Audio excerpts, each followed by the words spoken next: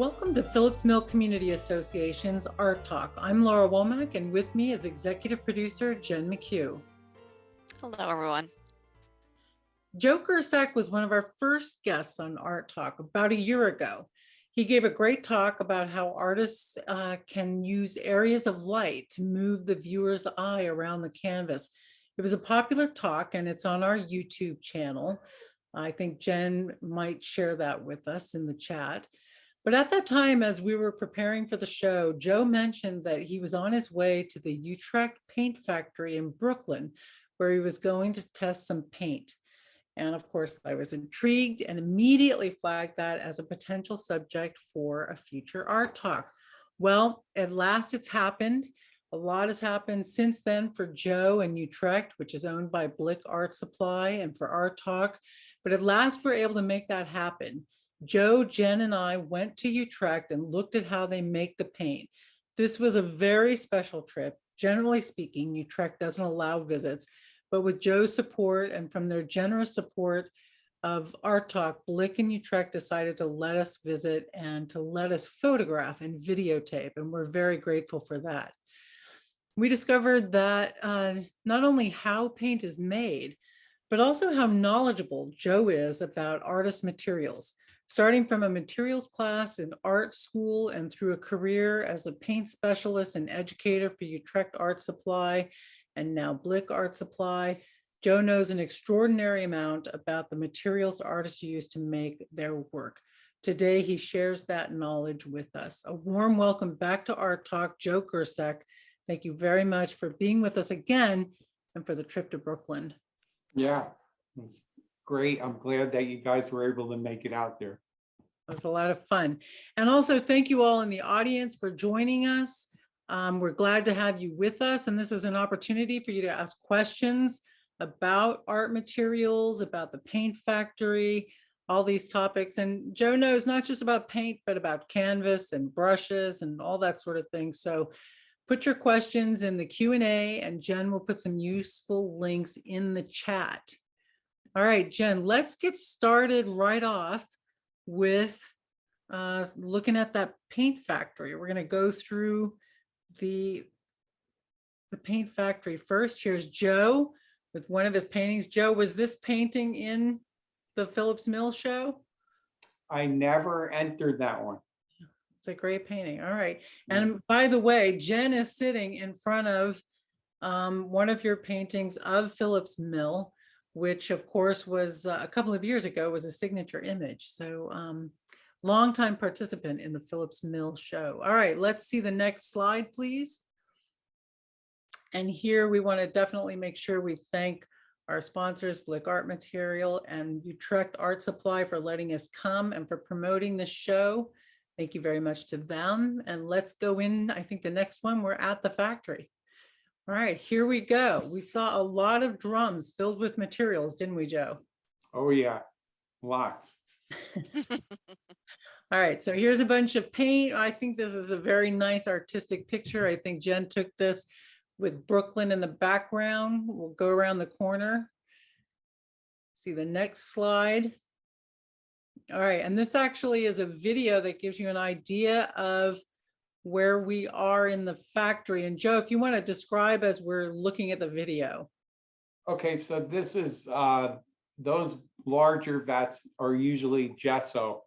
And that's the grounds, the acrylic gesso that is used to coat the canvas boards or the panels or whatever artists are painting on. But those vats are work in progress, we call it, WIP. And they're covered and they can stay there for a couple months even at a time if they're wrapped tight and the air doesn't get to them or any type of any kind of dust or anything. So they put those large vats off to the side till they're ready to fill them. Okay. And then we saw a pan, a sweep around. That was my shaky camera work there. I apologize for that. We're looking around this great big warehouse. And then here are a bunch of mixing machines and a roller that we're going to look at a little bit later for milling the paint finer. We'll learn about that. What's our next image, Jen? Okay, Joe, this is your slide from our sponsors as well. This is sort of an overview of what we're going to look at in the process coming up. Yeah, this is essentially the manufacturing process, because you bring the formula out onto the floor, and number one, you're gathering the raw materials for the preparation of making the color or whatever formulation it is, and then you're weighing the components. So you take those materials, their proper weights, they're all put in a certain sequence to develop a formula. Especially important is the sequence, order of addition, it's called, is really extremely important when you're talking about acrylics, because there's different parts of the acrylic phase that the material would become from a kind of a water consistency to a thicker consistency. So there's an order of addition that's very precise there. And then once those components are thoroughly incorporated and mixed together, then they're either just mixed and then vacuumed the air out of them if it's acrylic based, or they're sent to the mill. And we're going to talk about the mill. But then number 5 is when the colors are finished, they go through a quality control process in the lab, and they also go through a quality control process with the artist testing. And I happen to be the artist over the brand, so I review every batch that comes through.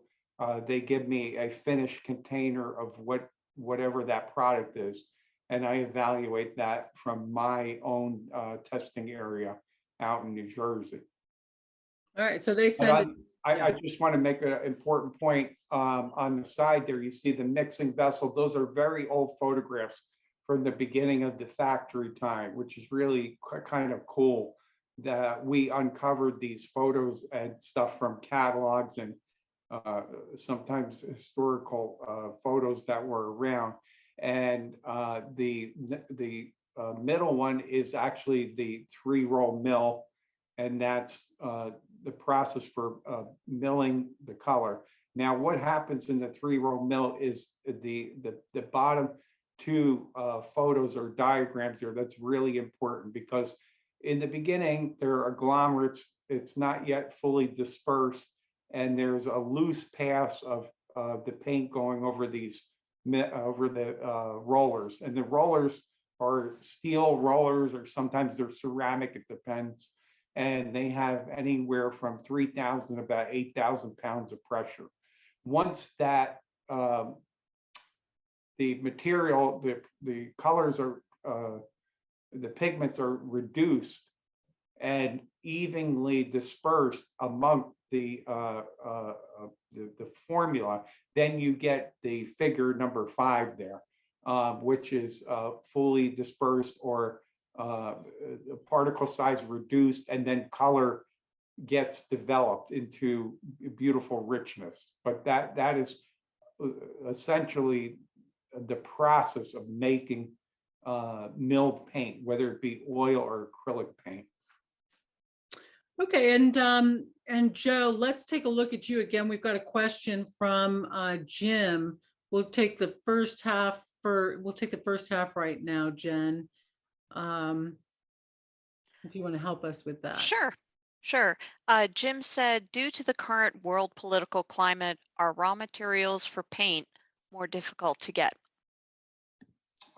There are shortages of raw materials going on in all different areas of the industry, the coatings industry. We're a small part of the coatings industry. There's much bigger parts to the coating industry, which might be pharmaceutical or automotive. And I imagine they feel the pain even more than us. But there's products that are shortage, I wouldn't say just from political. There is still a huge delay from the COVID that we went through, because factories were shut down for a long time. And some of these products that were coming from China, the raw materials, are now backlogged because China has its own demand for the same materials to go back into building or whatever they're doing there. And so, or the long shipments, everybody's seen that on the news where stuff is sitting on the dock. So there's quite a few delays. I don't know what the landscape of the impact of the current political situation with the conflict going on. I don't know how that will further impact this, but we're evaluating it every week, and we try to get any materials that we can in advance if we have a chance, but they call it allocation. So even though you're a longtime buyer of a certain product, they have to distribute that evenly amongst the manufacturers that are out there. And you've had to do some reformulation, is that right, Joe? When we were there, you did a little bit of reformulation to make sure with new materials to make the same paint, and then you as an artist and as the artist tester had to make sure that it was adequate. Yeah, that's right. Some of the products are not being delivered, so there needs to be alternate components put in, and the objective is to dial it in back to the standard. We operate on standards where the paint was before this initial change. If we feel like we cannot dial it into that same feel or consistency, we will not, we rather not compromise the product. And I'm sure other paint manufacturers would say the same thing. So we have certain standards, and if we can find substitute products for those that fit into the quality and the consistency and the behavior of it, then we will fortunately be able to have an alternate source, but that doesn't always work out that way. All right, Jen, I'm going to skip ahead a little bit because I put a ton of slides in here. Let's go a little bit forward to number 7, and we'll look at the mixing process. So here's a gentleman at one of the mixers, Joe, and I'm going to go through these a little bit quickly. Let's see, next we've got one, Jen, where we're looking at the pigment. What is this color, Joe? That is, I think we talked about that when we came up to that big pigment bag. That's chromium oxide green. That's right. So that is a heavier type metal color, and it's got a very unique look to it. And it's more of a kind of an earthy neutral type green. Once it gets wet, it's interesting. These colors, they're very bright in the bag, but once they get wet with either the polymer or the linseed oil, they shift. You know, they're not going to look this bright in the formula. Right. And then, Joe, we've got our next slide. We can see this gentleman we saw before putting it in. And then we shift over to a watercolor. We don't have all the processes. We selected from different ones. Now, Jen, I think this is a video, and you can see this is just a giant mixer like you would have at home. See if we can get the video to go. Joe, what color are we looking at here? I think we are looking at either dioxazine purple. I think that's what it was. Yeah, it was dioxazine purple, and this is it was the watercolor you were talking about. So it has the it has a gum Arabic base. It's starch based. So what does that mean? It's very unique compared to oil and acrylic as far as its behavior, because it's hydroscopic. It means that it can receive water at any time, even when it's dry, to re-wet. Right. Okay, and Jen, we've got a question from Trisha. Yes, Trisha wants to know, Joe, what's the most difficult paint color to mix and why? I think the some of them are harder to break down. That chromium oxide green can be really rough on the mill because the particle size is very irregular, and it's a mine pigment, so it's the natural oxides can be harder to break down. They're certainly tougher to break down on the mill. We had an experience with that particular color we just showed where it actually pitted the mill, and we had to resurface the mill because of that. We got a batch that was really rough and it was hard to break down. Something like alizarin crimson, that takes a lot more passes. And what that means is a greater increased cost. Companies not trying to take advantage of the customer, but some of these colors may require anywhere from 3, 4, 5 passes. So then the color becomes much more expensive. All right, well, let's take a look at that milling process, because I think I didn't know what that meant before we went to the mill, to the paint factory. But here, Joe is the machine, and we'll go through quickly till we get to some of those videos where we can really see it. But this is a milling machine. And then here's Tony Rodriguez, a lovely gentleman who works in your factory. You describe what's going on here. Okay, so Tony has a batch of color. And if you notice, I spoke about the vats for the acrylic colors in the very beginning, and those were the work in progress. If you remember those large drum,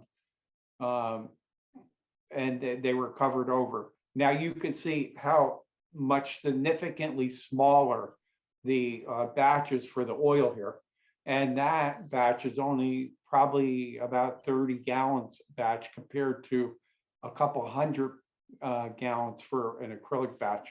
And the reason being is because the oil can't be made in batches that large.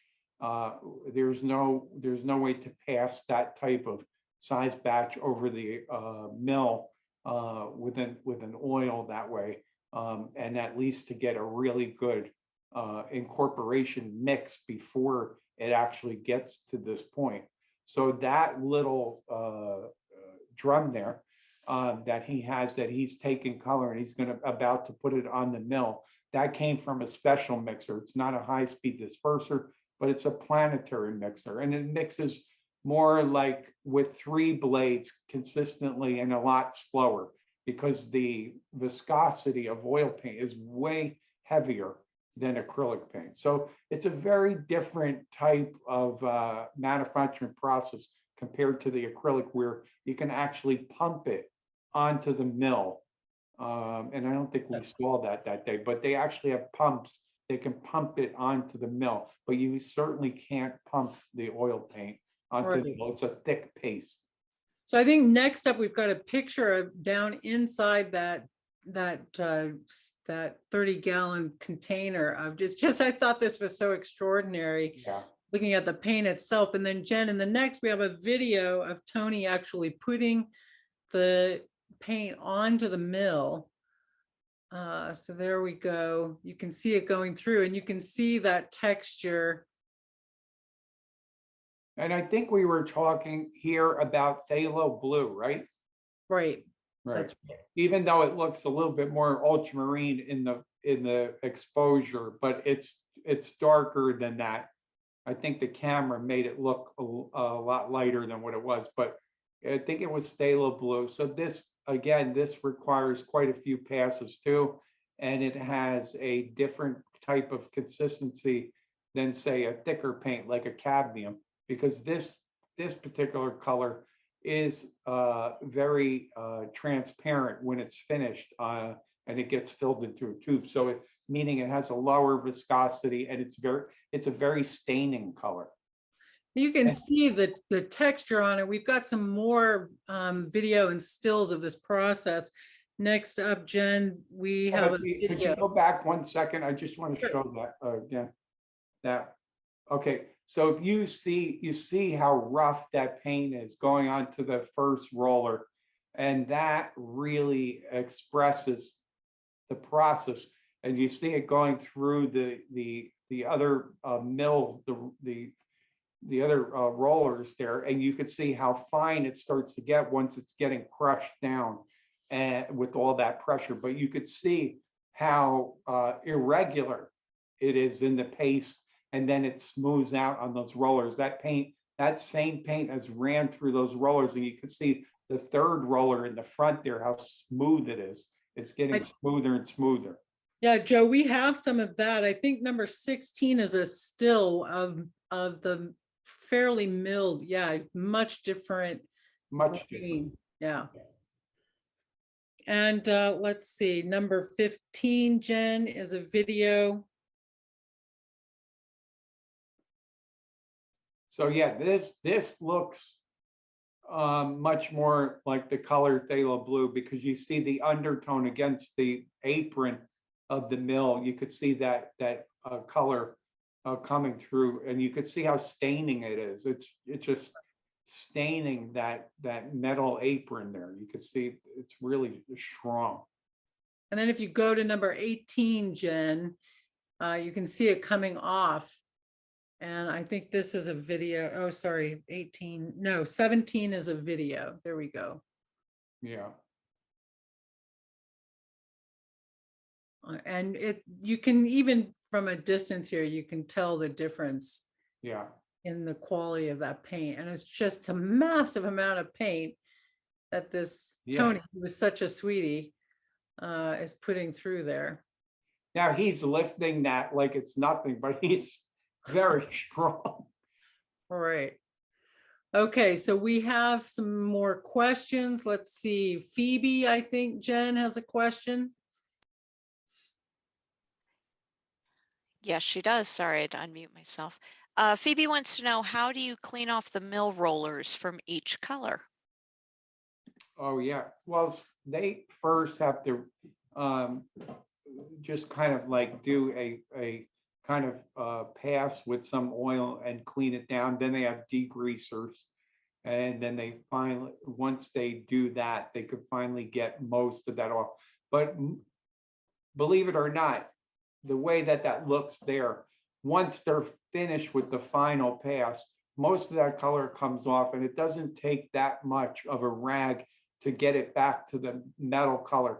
But of course, it would be contaminating if you were going to go put a lighter color on there. So they actually have to go back on it and keep wiping it with clean rags and degreasing that. And there is that one mill he was working on is entirely dedicated to oil paint only.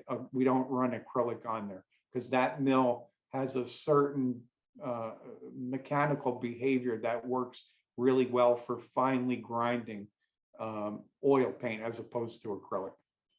Okay, and then Jen, I guess we do have a picture of maybe the parts of the machine or other parts of the factory. We've got a picture number 21 that shows an area that you use to clean. And I thought it was interesting that you separate these cleaning bays by materials.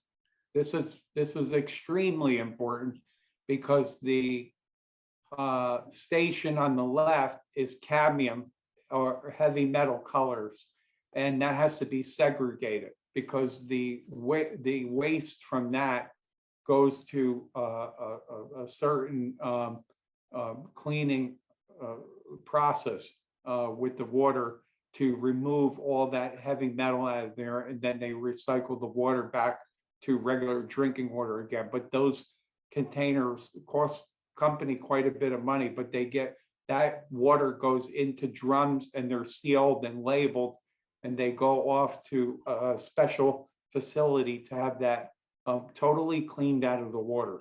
So it's pretty amazing. And the right side is non-harmful, really non-toxic type of things that get washed there. Okay, great. And then just back to summarize the mill process, number 19 is a slide you provided for us, Joe, that talks about the importance of that milling process with the rollers. Yeah, so when you load the paint, you're loading it onto the green roller there. And then that is known between the green roller and the yellow roller, that is known as your mixing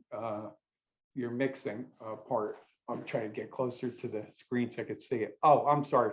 The red and the yellow, I'm sorry, I couldn't see it. That's your feed roller. So those stay a certain space apart all the time. But the real action for grinding happens between the yellow roller and the green roller. And you can see the directions that they spin. So you can increase a tremendous amount of pressure on that green roller to the yellow roller in the middle. And that's how you reduce the particle size of paint. So when we hear, it sounds very romantic that you hear people saying, oh, this is handmade paint, this is the best paint, and this and that. No, we have gone through hundreds of years to learn this process and improve this equipment to reduce the particle size, because the hand molding paint or handmade paint will never equal the pressure that you can get here. And colors like alizarin crimson or the phthalo blue or any of those really staining colors like Indian yellow will not really develop in the hand molding process compared to on a mill here, where you have all that pressure that you can apply and the particle size gets reduced. And once that particle size gets reduced, like I said before, the color really develops into a rich color. And that has a lot to do with the spacing in the formula that the particles are and the way the light travels through it. Right. Okay, great. And then Jen, we just want to meet Tony Rodriguez. I think you took this picture of him. You can see what a charming fellow he is. And so can you talk a little bit about the safety for the workers, Joe? Because you mentioned that there's that Utrecht really looks out after them. Okay, so there's OSHA guidelines for, of course, in any manufacturing process that we have to follow for the safety, around the machines, emergency shutoffs and all that business. Of course, that's all in play. But we have air filtration systems everywhere throughout the plant where the air is capturing particle dust size, especially in the dry pigment area. That is the part where if particles get free and people are breathing, that wouldn't be a good thing. So we have spend hundreds of thousands of dollars on air filtration vacuums that are over all those parts wherever it involves dry pigment. Once pigment gets wet into what we call a matrix or chemistry, then the paint becomes a lot safer to work with. But until that time, until it gets wet, that's probably the most protective part that we have to be concerned about. And we have those things in place for that, of course. Right, very good. All right, and Jim, we've got a question from Mary about where the factory is, and we've got a picture of that. Let me see if I can give it to you. It's towards the end of our slideshow, number 40. And if you want to talk about where the factory is located in Brooklyn, Mary thinks she recognizes it. So here's a view out the window. Yeah, the factory is on the 2nd Avenue by 39th Street there. And that is the black, that's not our building there. You're looking from our building up the street, but that black building is where the New York Nets practice. So that's their building there, the black building. So that's our view from our across the street from in our parking lot and to the building up the street. But if you look, your eyes travel to the left of that picture. We were on 35th Street for about 60 years. And then we moved closer to the water where we are now on the 5th floor. But we used to be in this one building for about 60 years. The original owners had opened up shop there, and we had a few floors there until Utrecht moved part of the distribution part to New Jersey, but they always kept the factory in Brooklyn. Okay, and before we go back to our slideshow, Jim has a new question. Jen, can you help us out with that? And while you're looking that up, Jen, I just want to encourage people to put their questions in. We're talking a lot about paint right now, but Joe also knows about canvas. I'm hoping we get a chance for him to tell us about his trip to a canvas factory in China. And I'm saving my favorite, the Japanese paint brushes for last. But Jen, please go ahead with Jen's question. Sure. Jim wants to know, Joe, are watercolor paints more difficult than acrylics and oils? Being to manufacture is the question? I think so. Okay, so no, I would say they mill rather quickly, and they don't require as much in the milling process. The main concern for them is the evaporation of the water in the system. So we try to do that on smaller mill surface so that the evaporation of the water in the particular color doesn't change the profile of the color, because you need a certain amount of water in it. So that's the main concern. So it's done in a smaller mixer and on a smaller mill. Okay, and let's go now to 23. We're going to move on to labeling. This is a video. I did not catch this lady's name. She was smiling before and she relaxed a bit afterwards. So Joe, tell us a little bit about the labels. And I think that's sort of a tracking issue as well, isn't it? So those tubes are aluminum tubes. Years ago, a long time ago, all the paint manufacturers used to tube in lead tubes, but now they're aluminum. But there is a chemical reaction to paint when you put it just in an aluminum tube. So the inside of the tube is a amber coating, a non-conductive type of coating that doesn't interfere with the chemistry of the paint. What she's doing there, and I'm sorry, I don't know her name because she's newer to the company and I haven't really talked to her that much when we saw her that day, but she's loading the tubes onto that label machine, and then everything gets spun, but the back of the tube is completely open. If you look to the right on the filming there in the box, all the tube is open in the back. That's the way paint gets loaded into the tube. Okay. And then next, let's take a look at some of the content on that label, because maybe we don't necessarily look very closely, but there is some important information for artists. Is that right, Joe? Yeah, this happened to be an older label. We changed the label now. We upgraded the label for the Utrecht brand, but this is an older label, and it provides you all the information and requirements by law. Number one being, first of all, the weights and measures. There's a legal amount that has to be weighed, so they do QC the weight and the measure of it, and so that's addressed on the bottom there. And then you see the color names and the pigment that's included in there. I'm not sure if all companies abide by all this, but as part of the ASTM, the American testing standard,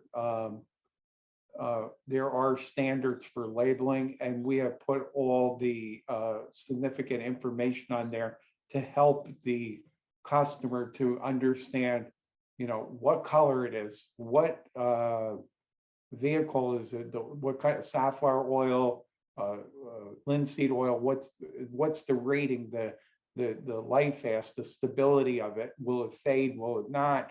And then is it opaque, or is it transparent, semi-transparent, or those type of things. And then on the right side, very, very important, as legal matters to toxicology and regulatory, we have to make it known if this color in particular is a good example. It's a CAD red light, so it has to have the health warnings on there. LAMA is a labeling of hazardous art materials, and it's ASTM standards tells you that we are labeling according to those federal guidelines. And then if you don't even know if that's on there. Oh yeah, it is. So it's has the Prop 65 warning for, wait, let me go look at it close. Yeah, for the state of California on there. That's your Prop 65 is your Water Act for the environment. And when that got passed, all the companies had to warn about the cadmium or any type of heavy metals, lead, what have you, that are in the particular tube. And then also a requirement is to have some sort of contact to the company on the bottom, just in case. So we are registered with Poison Index, and we have a call center that can handle calls if there's a problem.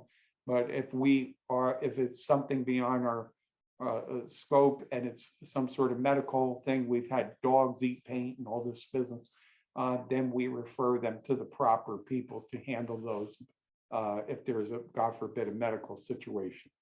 Right, sure.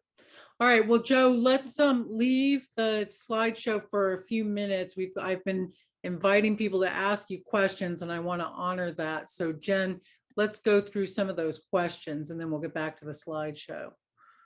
Sure. Carol wants to know, is there a time constraint to mixing so the paint doesn't start to dry out? That's a really great question.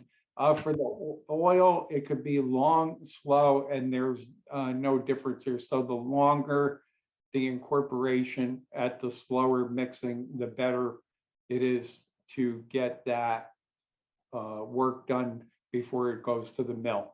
As far as the acrylic, there might be a little bit of evaporation depending on how big the batch size is.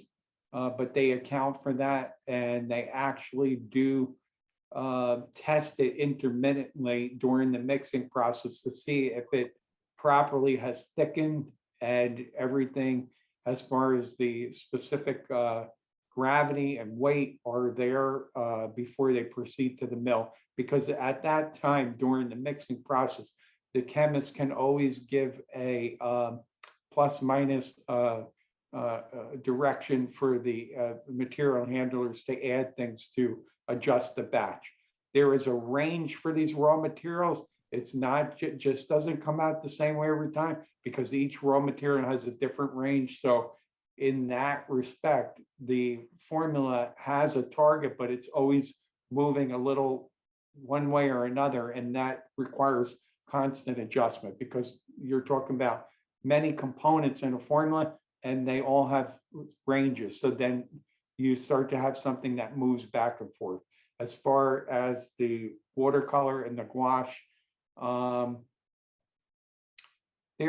they have to be made in a little bit quicker speed, and some of them are made from dispersion instead of dry pigment, which makes the process a lot easier, because if it's a already dispersed color in a wet medium, then it doesn't have to go on the mill. So that's somewhat easier to just mix a batch of a color into a wet container instead of going all the way from mixing the milling. Okay, Jen? Eva wants to know, what is the average lifespan of acrylics, oils, and watercolors, and how can you tell if they are no longer usable?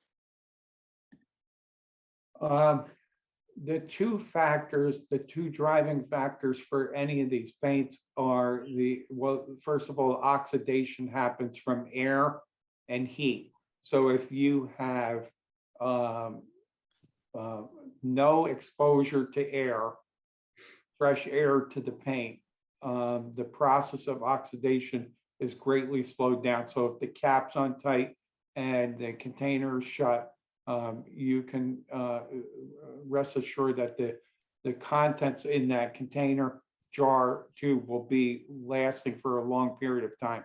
If it's not exposed to tremendous heat, that certainly helps too, because those are the two driving factors. So if it's kept in a cooler place and it's kept from air exposure, we've had people sending back jars of paint. I still have some on my shelf from the 80s and the 70s that are still acrylic paint that is usable in a jar. Wow, that's impressive. And I have some oil paints that are going back about 60 years. That's amazing, actually. It is, it's amazing.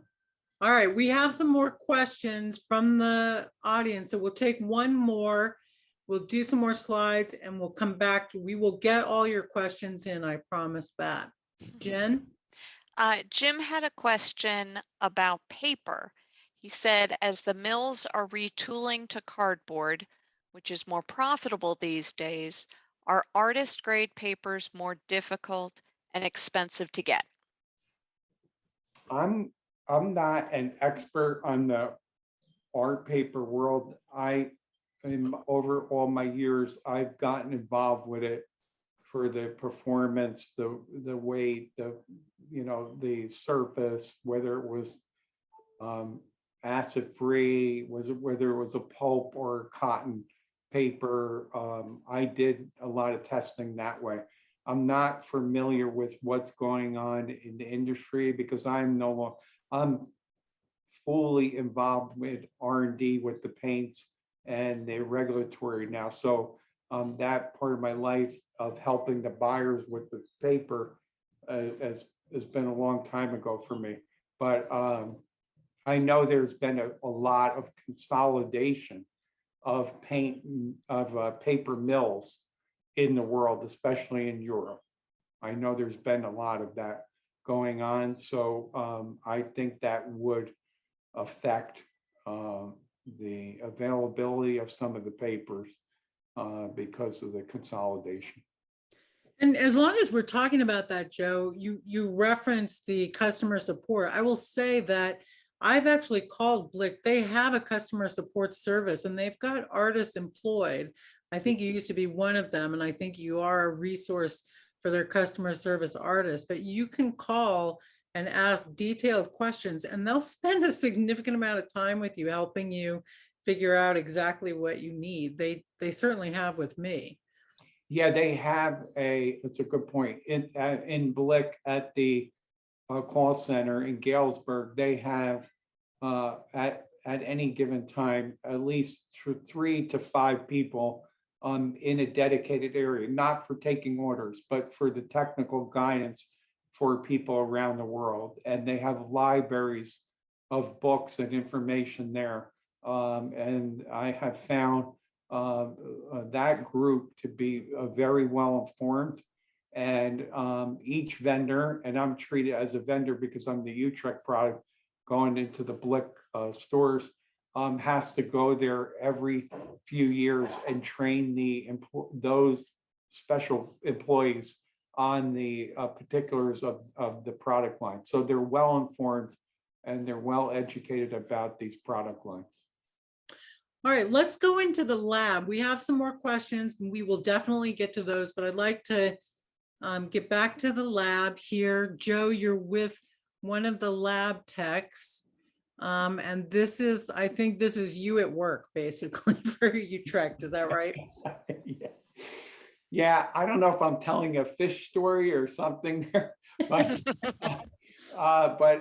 that's Jonas there, and he's a new technician to our lab.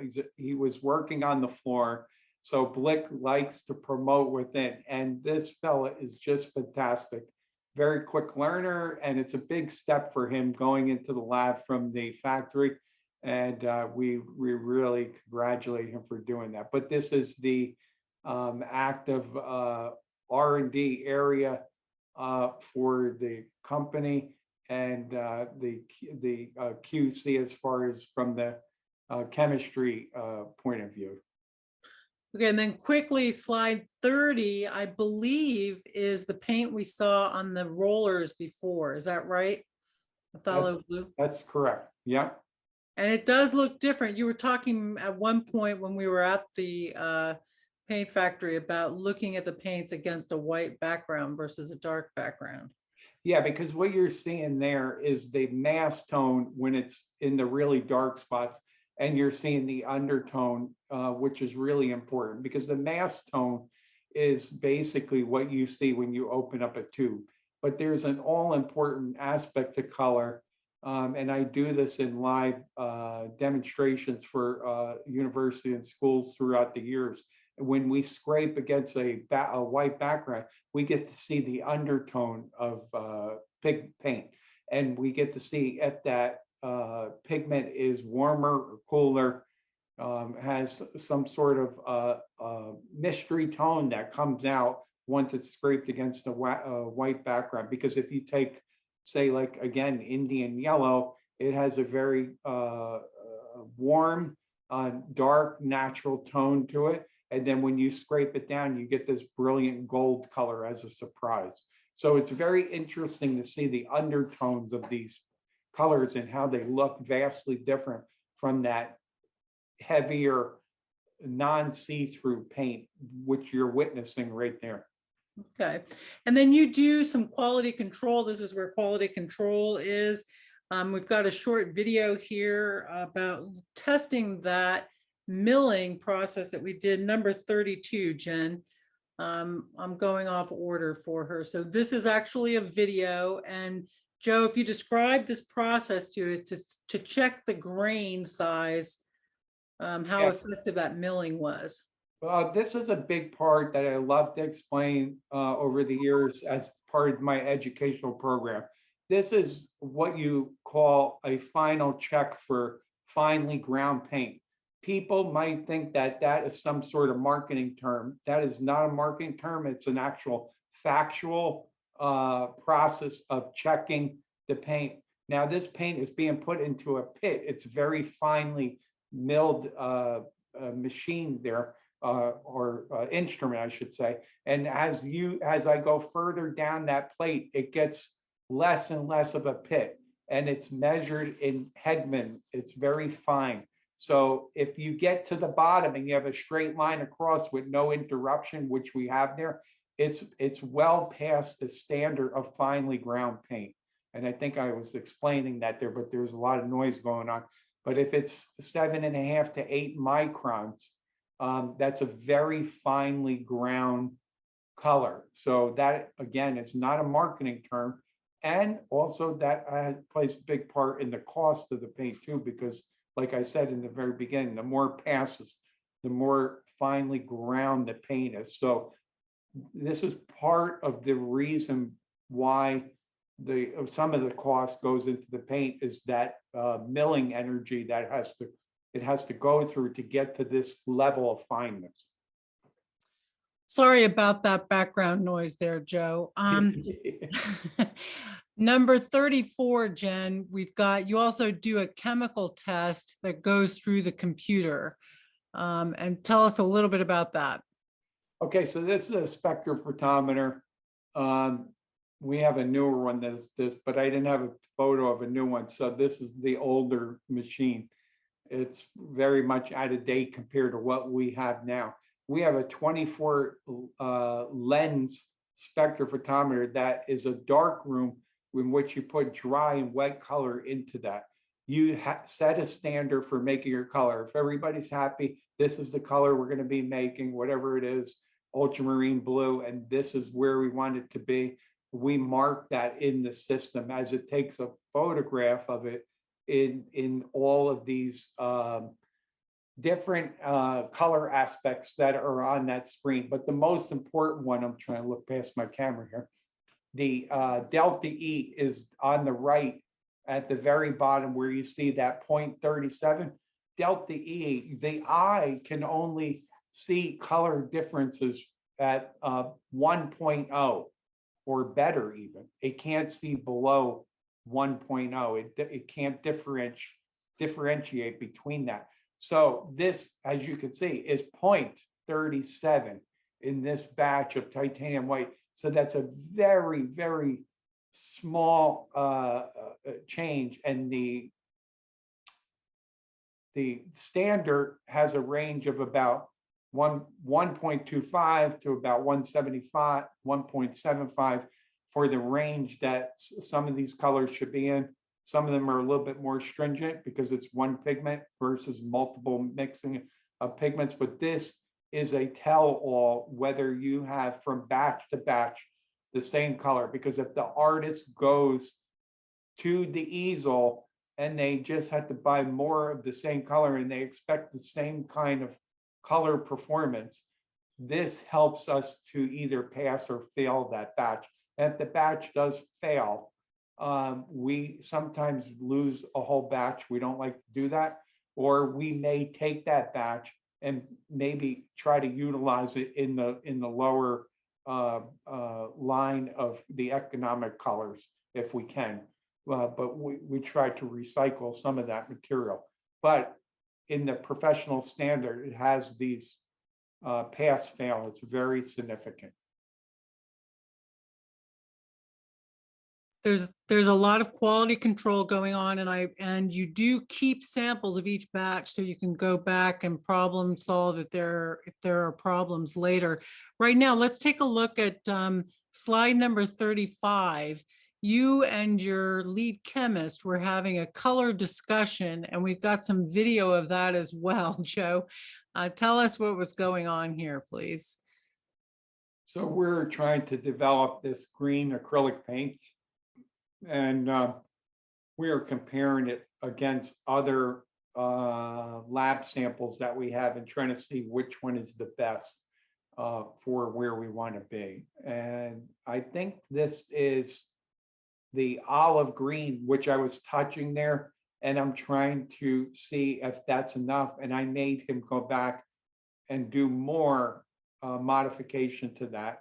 And we really dialed it in last week, long after you guys were gone. It took about another month, but we have that color dialed into where we want it to be now. Oh, that's great. I'm glad to hear that. And can you tell us your senior chemist's name here? He was a little camera shy, so we never got a picture of him without his mask. Yeah. Moses Lawrence. Yep. All right, And, very good. He's been in the coatings industry for, oh gosh, maybe about 40 years. Very good. Well, you guys clearly had a good working relationship. And then Jen, I'd like to see slide number 37, and then we'll go back to the questions, which we have more piling up. I just thought this was so cool, Joe. Tell us what we're looking at here. Okay, so we're trying to work on a new color here in oil that has never been really seen before. None of these really made it to where I'd want it, but we're getting closer. So you can see how much trial and error. Each one of those swatches side by side represents hours of lab work to just put one of those spreads down on that paper. So you can see how much goes into that. And then once we get closer to the color and we feel like it's in the right color space, there's a lot of adjusting that has to be done to the way the color will be revealed, whether it'll be more highly transparent or more opaque, whether it'll have a heavy body feel or a light kind of staining kind of quality to it. All those are factors that go into it.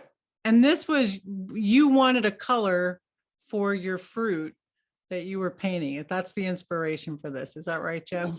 Well, there's a certain dust quality, a dust quality look on plums. And it's a beautiful quality. And I was looking for that type of color to be developed in an oil. So yeah, we're trying to work towards that. I think now, since you guys left, we have a color that we're really pleased with. That's exciting. All right, well, let's take some of these questions. We just have a few minutes to get through them, but we're going to get to them all as promised. Jen, who's up next? Well, we have two questions regarding paint. George wanted to know if an acrylic paint separates in the tube and is remixed on the palette, will its lifespan and durability on canvas be adversely impacted? So basically he says if acrylic paint separates, should we just throw it out? You know, that's a very good question. And that's an interesting problem I've seen in yellow ochre, because yellow ochre, and I talked to the chemists about this, that's a heavy pigment and it settles out over time and it separates from the vehicle of the paint. So if you do see this in the tube, the best thing to do is not to disperse it just yet. Make sure the tube is closed and try to knead the tube back and forth as best you can, and even shake it in your hand back and forth. And you'll find that there's a good incorporation there. If you take paint out, especially with the acrylic, not the oil, but if you take paint out and there's a separation like that, it can affect the integrity of it because it doesn't have enough polymer around it. So the best thing for the acrylic part is to really knead it and even shake it back and forth in your hand, you know, and if you do that, it will incorporate better, and then you could disperse it. If it's still coming out kind of spotty like that, a palette knife will help, but you may want to take the entire contents out then and get a small jar, mix it thoroughly on your palette and put the rest back that you're not going to use for a later date. At least that'll make sure that you have everything dispersed from the acrylic batch that you need. If it's oil and there's excess oil, that is not a bad problem at all. That's just an annoyance. You could take any kind of oil color that has excess oil and put it on a copy paper and let the copy paper take away the excess oil. It's just the formula telling you that there was a little too much oil in the formula and it wants to give that up. So if you put it on paper, and it'll absorb it away and you're ready to go with the rest of the paint. That's great. All right, Joe, we are up against the clock, but we're going to get through it. Okay. Jen? William wants to know watercolors. He says, I often re-wet dry pigment on my palette to use on a piece. What problem am I creating? Well, you're not really creating a problem, because most of the watercolors, I mean, if you look back how the process of making caked watercolor are in the dry pan or semi-moist process, the water's been extracted from them. So what happens is the color condenses. So if you re-wet the color, you're putting back some of the water that has evaporated in the system. Like I said in the very beginning, it is a hydroscopic formula, and it will accept water back into it and re-wet. I don't think that's a big problem at all, especially if it's on a kind of like enamel butcher's block. You can always re-wet it. Okay. Butcher's tray, I meant to say, not butcher block. We have a question. Now we're switching back to canvases. Timothy wants to know, do store-bought canvases still need to be prepped with something like gesso before doing an oil painting? The canvases should be ready to use. That's the way they're prepared and then wrapped and ready to go. We know artists have very different types of preferences. So some artists want a rougher texture or smoother texture.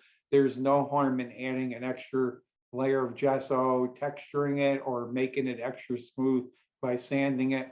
But if you're buying a quality canvas, it should have the sufficient amount of coats to start the process of creating on it, unless you want to further modify the surface. All right, so I promise I really want to hear about the brush industry in Japan. Joe, if you could just give us a couple of sentences about how extraordinary that process is, I think people would enjoy hearing about that. Sure. Going on for hundreds of years. When you talk about the cottage industry, you talk about brushes that are being handmade one at a time. And some of the brushes concerning the sable or the specialty hairs are very delicate to form into correct points in all this business. So no machine can do that. So they're done by hand. So for hundreds of years, the way that it was done in Japan and Germany as well is to bring the hair around and have, mostly it was women that did it in the past, to dress the brush correctly and put the hair into the farrow and prepare that part, and then they would go back to a more assembly type process, and the handle would be put on later. But the most critical part of any sable brush or any handmade brush that's delicate like that would be the shaping of the brush and the correct dressing of it. And that is an art in unto itself. The bristle brushes are interweaved, and that's a long time process as well, to make sure that the brush, whether it gets wet with water or oil paint, doesn't lose its shape. So the cheaper brushes that are in the industry that you see lose their shape correctly, I mean, lose their shape in a quick way after painting only a couple times, where you know that they're not dressed as well. So the investment in, especially in watercolor, for the higher the quality brush is really important if you want a long-lasting performance. So we're going to see if we can get Joe back in the mill, maybe with some hands-on demonstrations on this. And we'll save the canvas question, the description of the canvas factories in China and some of your travels, for some a longer visit, Joe. I really appreciate that. And we did have a question about the sequence of additions for the components. And I think we'll skip that because there's a lot that's proprietary there. We'll give Nancy the last question, Jen.